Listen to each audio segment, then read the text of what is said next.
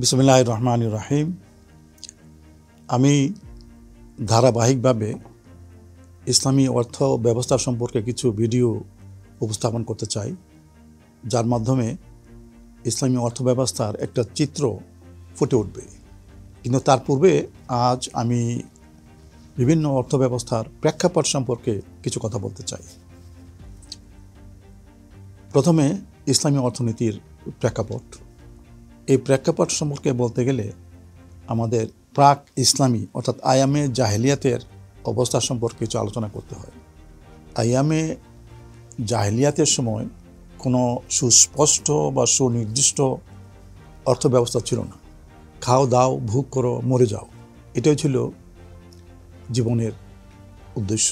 তাদের অর্থনীতির ভিত্তি ছিল কৃষি, কিছু ব্যবসা বাণিজ্য, লুটপাট, রাহাজানি ইত্যাদি। যেভাবে হোক এবং যেভাবে সম্ভব কিছু অর্থ সম্পদ উপার্জন করা এবং জীবনের আনন্দের জন্য সেটা উপভোগ করা, সেটাই ছিল তাদের জীবনের লক্ষ্য ও উদ্দেশ্য। তো এই অবস্থার পর ইসলাম আসে। আমরা জানি ইসলাম হলো একটা পূর্ণাঙ্গ জীবন ব্যবস্থা। এই পূর্ণাঙ্গ জীবন ব্যবস্থার একটি পার্ট বা একটি অংশ হলো অর্থনীতি। ইসলামী জীবন ব্যবস্থার মূল লক্ষ্য হলো মানবতার কল্যাণ এবং আল্লাহর যে আদর্শ সেটাকে বাস্তবায়িত করে আল্লাহর সন্তুষ্টি অর্জন করা। অর্থনৈতিক কর্মকাণ্ড হইল এই পূর্ণাঙ্গ জীবন ব্যবস্থার একটা অংশ মাত্র। এই আদর্শিক ইসলামী জীবন ব্যবস্থা আইয়ামে জাহেলিয়াতের বস্তুবাদী ও ভোগবাদী জীবন ব্যবস্থা থেকে পেরিয়ে আসা হয়। এখানে একটা আদর্শিক অর্থ ব্যবস্থা দেওয়া হয়, যেখানে মানুষ আদর্শিক ও কল্যাণকর নীতিমালা অনুসরণ করে জীবিকা নির্বাহ করবে এবং পূর্ণাঙ্গ জীবন ব্যবস্থার যে লক্ষ্য ও উদ্দেশ্য তা বাস্তবায়ন করবে। এই ইসলামী অর্থব্যবস্থা চালু ছিল যতদিন, মানব ইতিহাসের সোনালীর যুগ যতদিন কার্যকর ছিল, বাস্তবায়িত ছিল, ততদিন পর্যন্ত এই ইসলামী অর্থব্যবস্থা চালু ছিল এবং মানুষ তার সুফল ভোগ করেছে। কিন্তু যখন ইসলামী খিলাফত বা শাসন ব্যবস্থা বিলুপ্ত হয়, তখন মানুষ এই অর্থব্যবস্থা থেকেও বঞ্চিত হয়। মানুষ আবার ফিরে যায় বস্তুবাদী ও ভোগবাদী জীবন ব্যবস্থায়, এবং সেই ব্যবস্থা সব জায়গাতে একরকম ছিল না। যে যেখানে যা ইচ্ছা সেভাবে কাজ করত, এবং সেইটা ছিল বস্তুবাদী এবং ভোগবাদী আদর্শ। এভাবে চলে দীর্ঘদিন। এরপর অষ্টাদশ শতাব্দীর মাঝ দিকে স্কটল্যান্ড থেকে এক ভদ্রলোক আবির্ভাব হন। তার নাম অ্যাডাম স্মিথ। তিনি অর্থনৈতিক চিন্তা ভাবনা করতে থাকেন এবং দি ওয়েলথ অফ নেশনস নামক একটা বই লেখেন। সেই বই আলোড়ন সৃষ্টি করে। তার অর্থনৈতিক চিন্তা চেতনার মূল ভিত্তি ছিল এই যে মানুষ স্বাধীন, ব্যক্তি মালিকানা আছে, মানুষ নিজে যা ইচ্ছা তা করতে পারে, অন্য কারো বাধা দেওয়ার সুযোগ নেই বা অধিকার নেই। তিনি বাজার ব্যবস্থা, বৃহদায়তন উৎপাদন, জিডিপি অর্থাৎ গ্রস ডোমেস্টিক প্রোডাক্ট, এসব বিষয়ে আলোচনা করেন। সেখান থেকে যে অর্থনীতির জন্ম হয় সেটা হলো মানুষের ব্যক্তি মালিকানা ও স্বাধীনতার অর্থব্যবস্থা, এবং সেটা ছিল বস্তুবাদী এবং ভোগবাদী। আর সেই আদর্শ অনুযায়ী মানব জীবনের লক্ষ্য উদ্দেশ্য হল অর্থনৈতিক কর্মকাণ্ড, সম্পদ উপার্জন করা, ভোগ করা, এরপরে একসময় মরে যাওয়া। এর বাইরে কোনো আদর্শ ছিল না। এই আদর্শের একটা নীতি ছিল সার্ভাইভাল অফ দি ফিটেস্ট, অর্থাৎ যে যোগ্যতম সেই অর্থনীতিতে টিকে থাকবে, আর যার তেমন যোগ্যতা নেই সে শেষ হয়ে যাবে। সমস্ত অর্থনীতি বা দেশের জনগণ দুইটা শ্রেণীতে ভাগ হয়। একটা হইল পুঁজিপতি, আরেকটা হইল শ্রমিক শ্রেণী। পুঁজিপতিরা শ্রমিকদেরকে শোষণ করত, সেখানে বঞ্চনার অর্থনীতি ছিল, ধন সম্পদ বন্টনে বিরাট বৈষম্য সৃষ্টি হয়, শোষণের মাধ্যমে অন্যায় অত্যাচার হয়।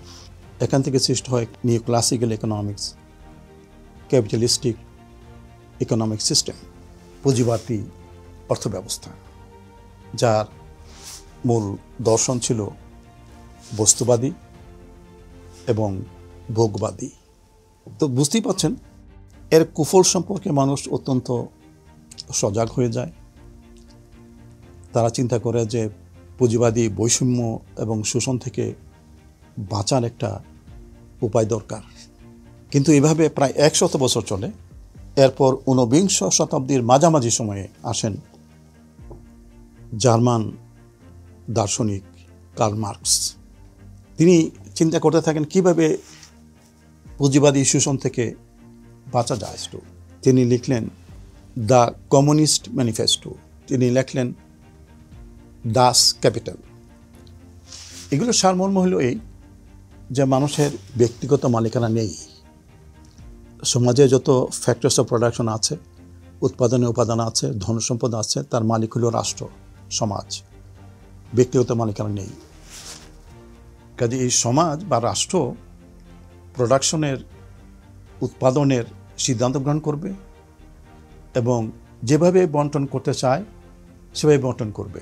এভাবে সৃষ্টি হয় সেন্ট্রালি প্ল্যান্ড ইকোনমি। তার সারমর্ম হলো এই যে রাষ্ট্র উদ্যোগ গ্রহণ করবে এবং জনগণ শ্রমিক হিসাবে কাজ করবে। তো যেহেতু এখানে পুঁজিপতি নেই, রাষ্ট্রই সব কিছু করবে এবং সুন্দরভাবে করবে, সেই জন্য সম্পদ বন্টন সমান হবে, সবাই সমান সম্পদের অধিকার হবে, সাম্যবাদ সৃষ্টি হবে, সবাই সমান হয়ে যাবে, বৈষম্য থাকবে না। এই ধারণা থেকে মানুষ উজ্জীবিত হয়। অনেক দেশে আন্দোলন সৃষ্টি হয়, রাজতন্ত্র, ক্যাপিটালিজম এগুলো থেকে আত্মরক্ষা করে সমাজতন্ত্রে যাওয়া। এই আন্দোলনে অনেক দেশে অনেক মানুষ অনেক রক্ত দেয়। কোনো কোনো দেশে সমাজতন্ত্র কায়েম হয় এবং সেখানে সেন্ট্রালি প্ল্যান্ড ইকোনমি হয়। কিন্তু তার ফল কি হয়েছে? বাস্তবে এমন দেখা গেছে, পুঁজিবাদী দেশে কয়েকজন পুঁজিপতির পরিবর্তে একটা ক্ষমতাসীন শাসক শ্রেণীর সৃষ্টি হয় এবং গোটা দেশের সমস্ত সম্পদের মালিক হয়ে যায় এই কয়েকজন লোক। মালিক হয়ে যায় এই সেন্সে যে তাদের হাতে এই সম্পূর্ণ অধিকার থাকে, তারাই সিদ্ধান্ত গ্রহণ করতে পারে এবং দেশের সকল জনগণ হয়ে যায় শ্রমিক এবং অনেকটা দাসের পর্যায়ে। যারা কাজ করবে তাদের যোগ্যতা অনুযায়ী এবং পাবে তাদের নিড অনুযায়ী, প্রয়োজন অনুযায়ী। তো এই অবস্থা থেকে অনেক মানুষ চিন্তা করে যে আমরা তো পুঁজিবাদী ব্যবস্থার যে শোষণ, সেখান থেকে আত্মরক্ষা করতে পারিনি, আমরা তো অর্থনৈতিক ক্ষেত্রে শান্তি ফিরিয়ে আনতে পারিনি। সে কারণে কোনো কোনো সমাজতান্ত্রিক দেশ আবার ফিরে আসে, মানে তারা সমাজতন্ত্র ত্যাগ করে অন্যদিকে চলে যায়। তো অন্যদিকে কোথায় যাবে? তো দেখা গেছে যে বিভিন্ন স্থানে একটা মিক্সড ইকোনমিক সিস্টেম সৃষ্টি হয়েছে। কিছুটা পুঁজিবাদী আদর্শ, কিছুটা সমাজতান্ত্রিক আদর্শ, এই দুইটা মিলিয়ে একটা মিক্সড ইকোনমিক সিস্টেম সৃষ্টি হয়েছে। মিক্সচারের তো কোনো নির্দিষ্ট অনুপাত নেই। কোথাও সোশ্যালিস্টিক নীতি বেশি, কোথাও ক্যাপিটালিস্টিক নীতি বেশি, মানে বিভিন্ন ধারার মিক্সড ইকোনমি সৃষ্টি হয়। এভাবে তিনটা অর্থনৈতিক ব্যবস্থা আমি বললাম। একটা হলো পুঁজিবাদী অর্থব্যবস্থা, একটা হলো সমাজতান্ত্রিক অর্থব্যবস্থা, আর একটা হলো মিক্সড ইকোনমি বা মিশ্র অর্থব্যবস্থা। আর ইসলামী অর্থব্যবস্থার কথা তো আমি বললামই। সার কথা এভাবে চারটি অর্থব্যবস্থার রূপ ধারণ করে: capitalism, socialism, mixed economy, Islamic system. এই চারটার মধ্যে তিনটাই হলো বস্তুবাদী এবং ভোগবাদী জীবন ব্যবস্থা। জীবনের শুধু একটা অংশ নিয়েই তারা চিন্তা করে।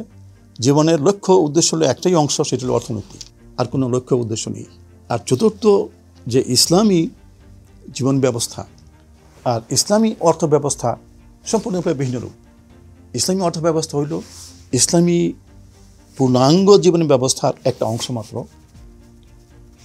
এবং সেখানে অর্থ একটা উপকরণ হিসেবে কাজ করে। এটা মূল লক্ষ্য ও উদ্দেশ্য নয়। জীবনের মূল লক্ষ্য উদ্দেশ্য একটা মহান উদ্দেশ্য আছে, সেটাকে বাস্তবায়নের জন্য অর্থনীতি হলো একটা উপকরণ মাত্র।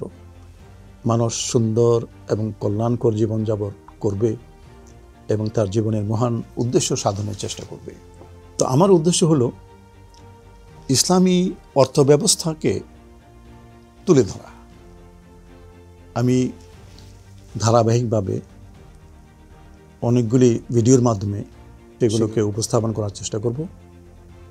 সময় লাগবে, কিন্তু সেগুলো উপস্থাপন করার সময় আমি অন্যান্য অর্থব্যবস্থার সাথে একটু তুলনা করব। এভাবে এটাকে কম্পারেটিভ ইকোনমিক সিস্টেমও বলা যায়। তো এই ভিডিওগুলো যারা পেতে চান তারা ইউটিউবে ডক্টর সাদেক গ্যালারি, আমি আবার বলছি ইউটিউবে ডক্টর সাদেক গ্যালারি, এখানে সাবস্ক্রাইব করে রাখতে পারেন, আপনারা সেগুলো পাবেন।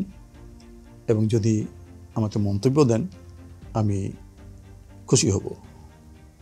সবাইকে ধন্যবাদ।